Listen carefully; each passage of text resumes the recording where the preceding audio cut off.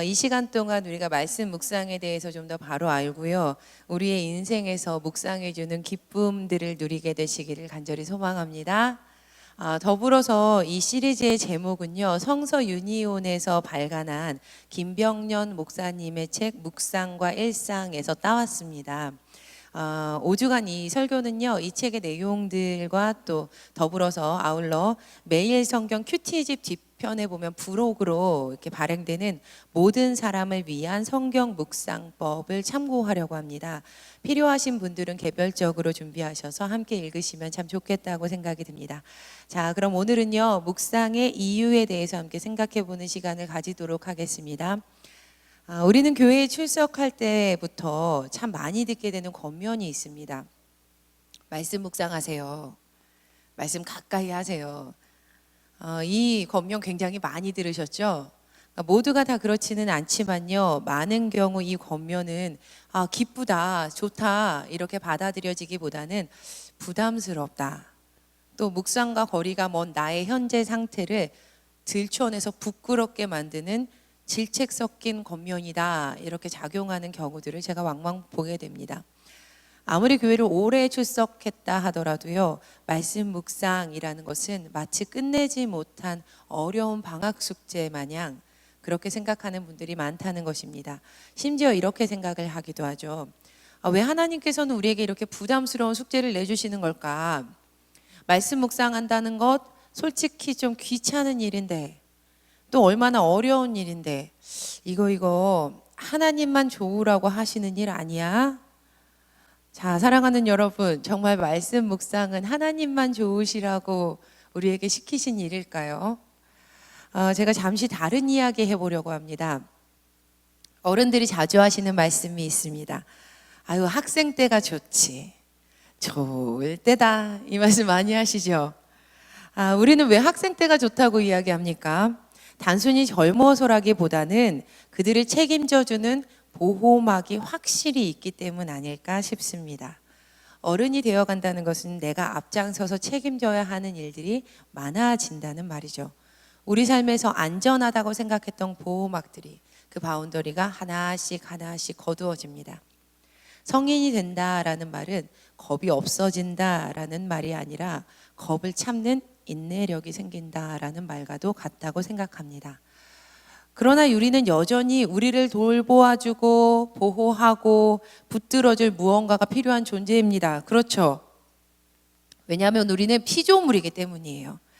피조물은 엄마의 탯줄이 아기의 태아와 잘 연결되어 있듯이 조물주와 연결되어 있지 않으면 살아갈 수가 없습니다. 우리 갈수록 이 찬양이 마음에 와닿잖아요. 세월 지나갈수록 뭐밖에 없어요? 의지할 것뿐일세. 무슨 일을 당해도 예수 의지합니다. 아멘. 물론 저 또한 그렇습니다. 살아가면 살아갈수록 제 인생에서 참 많은 도움이 필요했습니다. 물론 앞으로도 그러할 거라고 생각합니다. 그런데 그때마다 저를 붙잡아주고 인도해주고 이끌어 주었던 것이 있었습니다. 바로 말씀입니다. 하나님의 말씀이었어요. 말씀 묵상은 나를 보호해 줍니다. 말씀 묵상은 나를 성장시켜 줍니다. 말씀 묵상은 나를 이끌어 줍니다. 나를 평안으로 인도하고 기쁨과 감사를 깨닫게 합니다. 한마디로 말씀 묵상은 나를 살립니다. 매일 성경 부록편에서 김기어 목사님이 이렇게 말합니다. 잘 들어보세요. 김 목사도 마찬가지입니다. 목사가 아니었다면 진작에 큐티 안 했을 겁니다. 말이 그렇지 매일 성경을 읽고 기도한다는 것이 만만치 않습니다. 가르쳐야 하고 본을 보여야 하니까 억지로 한 적이 셀 수 없습니다. 안 하고도 한 척 해야 하니 위선 떠는 내가 싫어집니다. 나도 안 하고 교인들에게 묵상하라는 잔소리도 안 하면 살 것 같습니다. 그런데 왜 묵상하느냐고요? 묵상을 해야 살기 때문입니다. 말씀 묵상이 없었다면 저는 없습니다. 말씀 묵상이 있었기에 저는 살았습니다. 말씀 묵상을 하라는 권면은 교회를 위해서도 목사들을 위해서도 하나님만을 위해서도 아닙니다. 도리어 우리를 위해서, 나 자신을 위해서입니다. 말씀 묵상은 우리가 하나님 안에서 진정한 삶을 살도록 하기 위한, 진짜 생명을 얻도록 하기 위한 하나님의 선물인 겁니다. 할렐루야. 그런데 말씀 묵상은요, 단순히 개인을 살리는 것에서 그치지 않습니다. 이 말씀 묵상의 진정한 힘은요, 한 사람의 인생뿐만 아니라 가정과 교회를 뛰어넘어 사회까지 살리는 힘을 그 안에 가지고 있습니다. 선지자 사무엘의 태어남은 한나의 간절한 기도 때문이었습니다. 아이가 없었던 한나는 사무엘상 1장 10절에서 보니까 하나님께 간절히 기도하는 모습을 보여줍니다.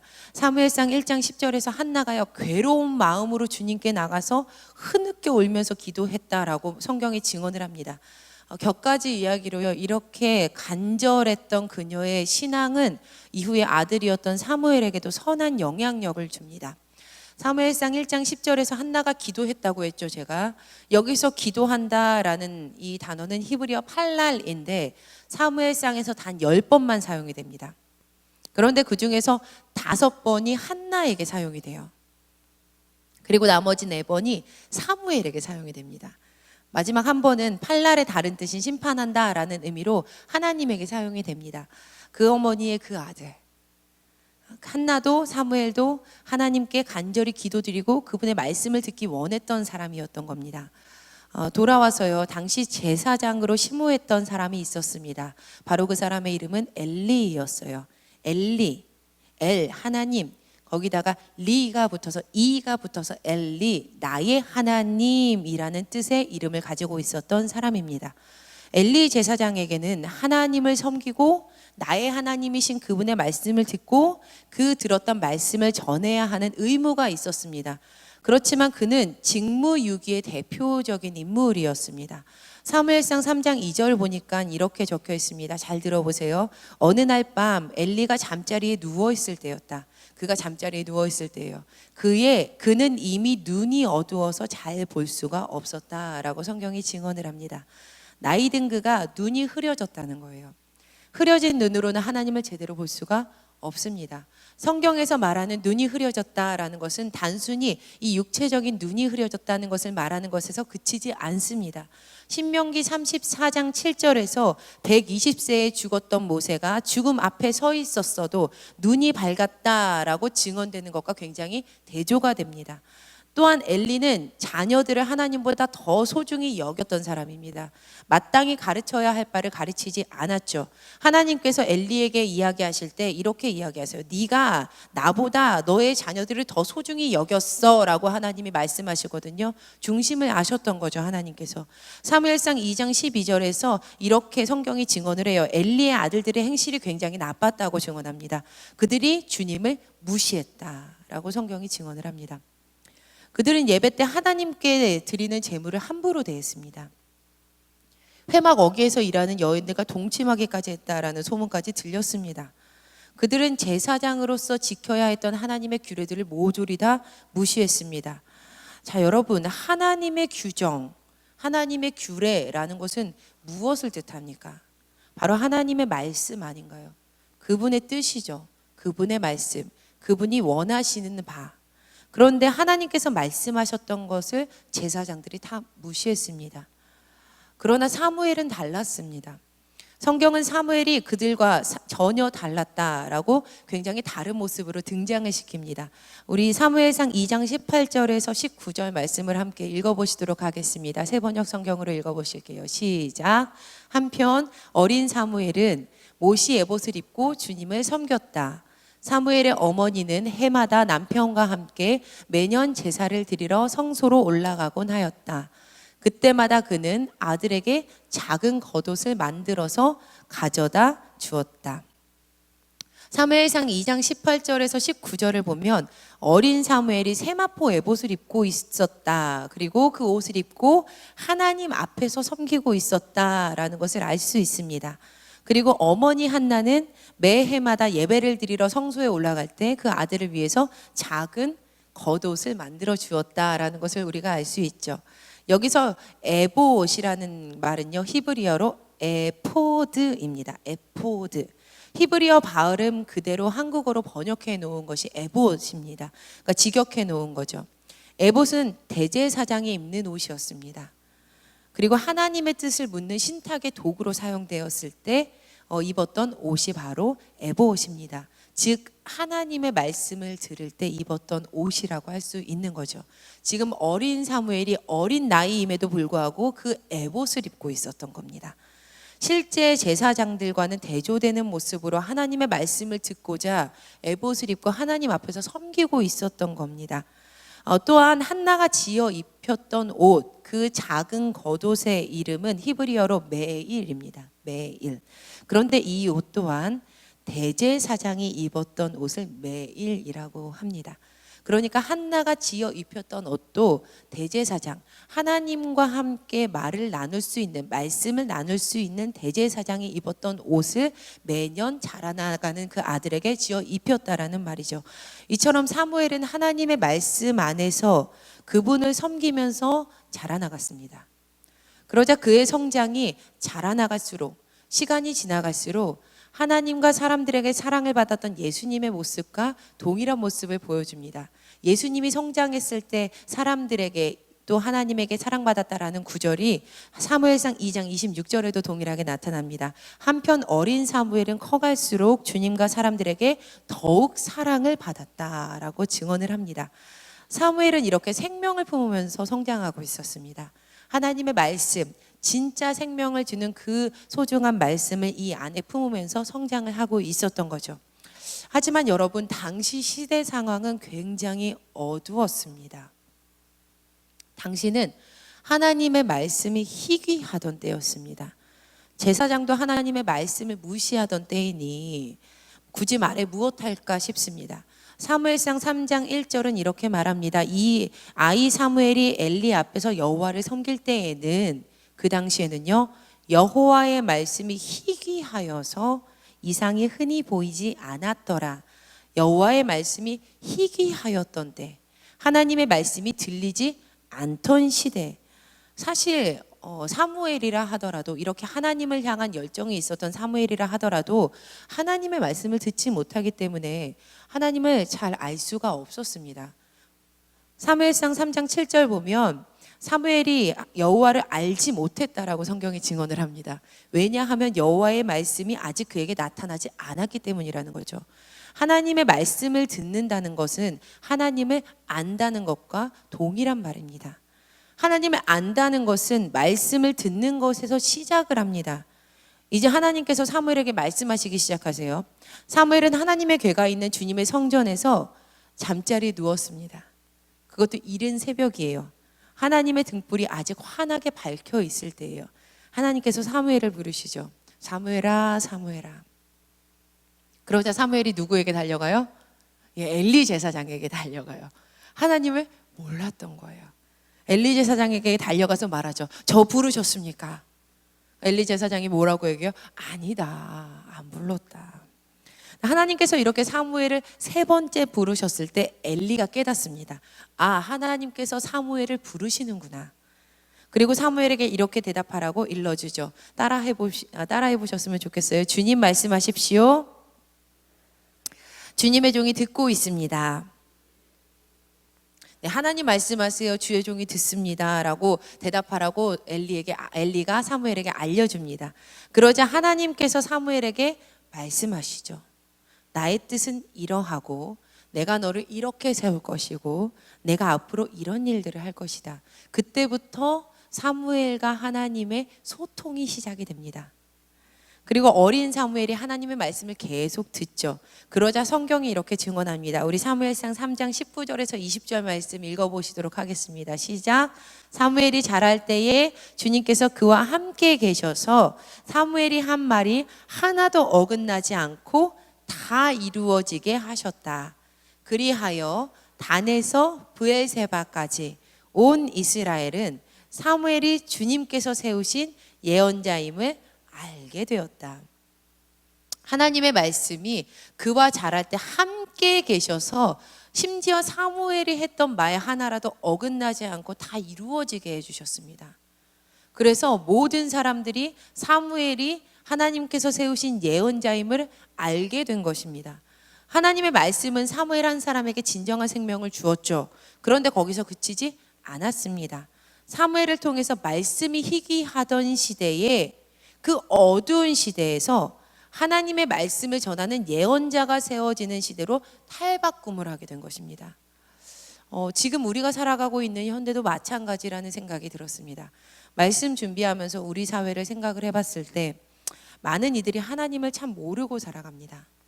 우리는 이렇게 교회 안에 있기 때문에 말씀을 가까이 하고, 심지어 이 수요 예배 시간에 나와서 하나님의 말씀을 듣는 여러분, 우리 성도님들 같은 분들은 하나님의 말씀이 참 가까이 있는 것을 경험하며 살아가실 겁니다. 하지만 많은 분들이 아직도 하나님의 말씀을 모르고 살아갑니다. 말씀이 희귀한 시대이죠. 하나님의 말씀이 이러합니다라고 이야기했을 때 조롱받는 시대를 우리가 살아가고 있습니다. 그러나 이 시대 가운데 말씀을 가지고 있는 예수 그리스도의 사람들이 바로 서게 된다면, 그 한 사람이 바로 서게 된다면 진정한 생명은 그들을 통해서 흘러가게 될 것이다 라는 희망을 이 말씀 속에서 제가 발견했습니다. 매일 성경 부록편에서 김기호 목사님이 이어서 이렇게 이야기합니다. 현대인은 거라사의 군대 귀신 들린 사람과 흡사합니다. 집을 두고도 사무실, 찜질방, 호텔을 전전한다거나 자기 몸을 학대하다시피 죽어라 일하는 것이나 자기 안에 자아가 너무 많은 것, 예수가 누구인지 잘 알고 있지만 상관없다는 듯 산다는 점에서 그는 영락없는 현대인의 초상입니다. 그런 그가 예수를 만나 변화되고 예수의 발 앞에 가만히 있습니다. 예수를 만나야 고요히 앉아 있을 수 있으며 머물러 앉아 있어야 예수를 만납니다. 세계는 혼돈, 공허, 흑암으로 가득 찼고 창조는 질서, 충만, 광명입니다. 그 창조의 능력은 말씀입니다. 말씀이 있었기에 말씀대로 되었습니다. 말씀이 있었기에 말씀대로 되었습니다.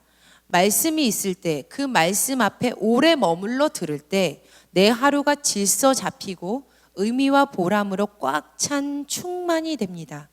묵상이 현대인의 근본적 질병을 치료하는 최선책이자 상책입니다. 사랑하는 여러분, 물론 세상을 살리기 위해서 우리 묵상 이용합시다 라고 말씀드리고자 함은 아닙니다. 제가 드리고 싶은 말씀은 한 사람 한 사람이 진심으로 그 하나님을 만나게 되었을 때, 그 한 분이신 구원자 예수 그리스도를 만나게 되었을 때, 진정한 묵상으로 참 생명을 우리가 얻게 되었을 때 저절로 절대 그 생명은 한 군데만 머물러 있지 않고 흘러가게 된다는 것을 강조하고 싶은 것입니다. 그 말씀은요, 절대로 그 한 군데에만 머물러 있지 않습니다. 그 생명의 빛은 이어져서 이웃들에게 흘러 넘치게 되어 있습니다. 우리 한국교회는 굉장히 특이한 선교의 역사를 가지고 있는 교회입니다. 여러분 알고 계세요? 왜냐하면요, 선교사보다 성경이 먼저 들어온 나라였기 때문이에요. 김장 목사님께서 이거 전공하셨기 때문에 설교 중에 굉장히 여러 번 말씀해 주셨었는데요. 선교사들이 국내에 들어와서 보니까 이미 예수님 믿는 사람들이 세워져 있었다라는 거예요. 너무 신기하잖아요. 아니 어떻게 이럴 수 있었을까? 선교사들이 궁금했습니다. 어떻게 이런 일이 일어날 수 있었던 걸까? 보았더니 그 이유는 많은 사람들이 여러 경로를 통해서 성경을 읽고 있었기 때문입니다. 심지어 우리 믿음의 선조들은 그 말씀을 달달 외우기까지 했어요. 그리고 그 말씀을 그대로 실천하는 모습을 보여주었습니다. 이덕주 교수님의 한국교회 처음 이야기라는 책에는 은혜로운 한국교회 처음 이야기들이 참 많이 담겨 있습니다. 제가 그 중에 한 가지 이야기를 좀 들려드리려고 준비해 왔거든요. 좀 들어보세요. 1886년 겨울 서울 정동에서 있었던 언더우드의 집에 낯선 손님들이 찾아왔다. 황해도 장령군 소래에서 올라온 이들이었다.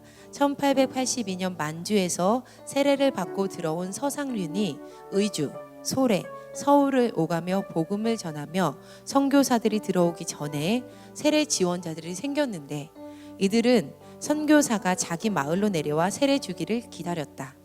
그러나 선교사들은 정부의 눈치를 보며 선뜻 지방 전도에 나서지 못했다. 그래서 기다리다 못한 그들이 서울로 올라온 것이다. 저희에게 세례를 주십시오. 당신들이 누구인지 알고 세례를 줍니까? 기독교에 대해 알고 있습니까? 선교사와 소래 교인들 사이에 신앙 문답이 시작되었다. 그러나 소래 교인들은 이미 3년 넘게 성경을 읽으며 신앙생활을 해왔던 터라 선교사의 질문에 막힘이 없었다. 그래도 믿기지 않는 듯 언더우드가 의심하는 눈치를 보이자 그들은 두루마기를 벗고 돌아섰다. 등에는 하나같이 나무 십자가가 묶여 있었다. 그게 뭐요? 우리는 이미 오래전부터 복음을 듣고 세례를 받기로 결심하였습니다.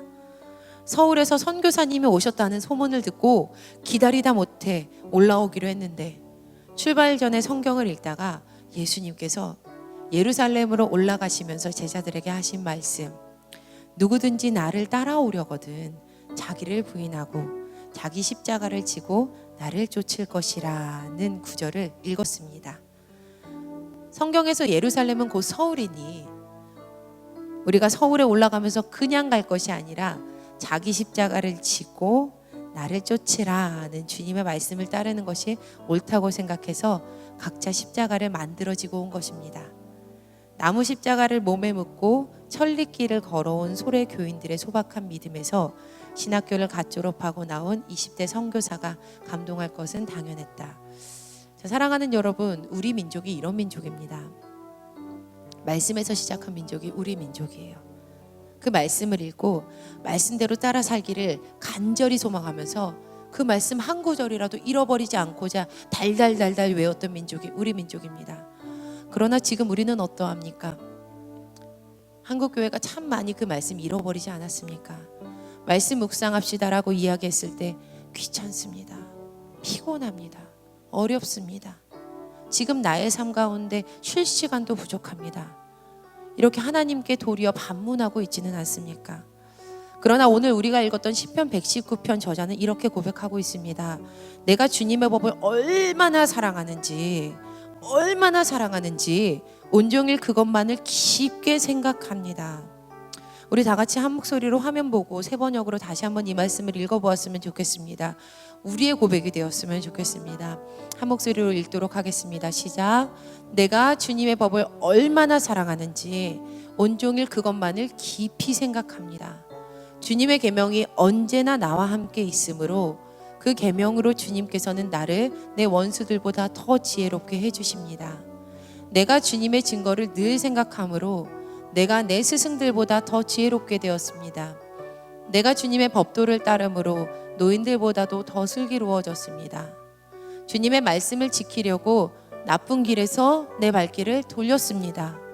주님께서 나를 가르치셨으므로 나는 주님의 규례들에서 어긋나지 않았습니다. 주님의 말씀의 맛이 내게 어찌 그리도 단지요 내 비는 꿀보다 더 답니다.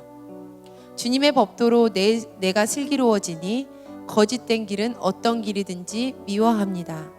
주님의 말씀은 내 발의 등불이요 내 길에 빛입니다. 아멘. 사랑하는 여러분, 오늘 말씀을 통해서 그동안 우리가 묵상을 어떻게 대하고 있었는지 생각해 보았으면 합니다. 우리의 묵상의 이유가 무엇이었는지 찾아보아야 합니다.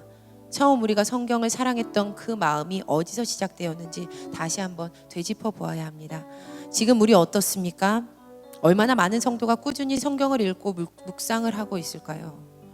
얼마나 많은 한국교회의 성도가 묵상을 우리의 영혼의 호흡으로 간절히 붙들고 살아가고 있을까요? 바라기는 우리부터 지금 이 시간 이 자리에 나와 있는 우리가 마중물이 되어서 그 말씀 꼭 붙들고 묵상의 이유, 내 안에 그 사랑을, 하나님을 사랑하는 그 마음임을 고백하는 시간 되었으면 좋겠습니다. 우리는 세상에 참 많은 것과 주님의 말씀 맞바꾸고 있죠. 하지만 하나님의 말씀 무엇과도 바꿀 수 없는 것입니다. 2018년 새해가 시작되었죠. 하나님의 말씀 묵상하도록 합시다. 아멘. 올 한해 우리의 삶에 주시는 묵상해 주는 감사의 기쁨들을 누리는 저와 여러분 되기를 간절히 소망합니다. 나 무엇과도 주님을 바꾸지 않겠습니다. 다른 어떤 은혜 구하지 않습니다. 오직 주님의 말씀으로만 나의 삶을 충족시키겠습니다. 우리 결단하시면서 찬양으로 나아가시도록 하겠습니다.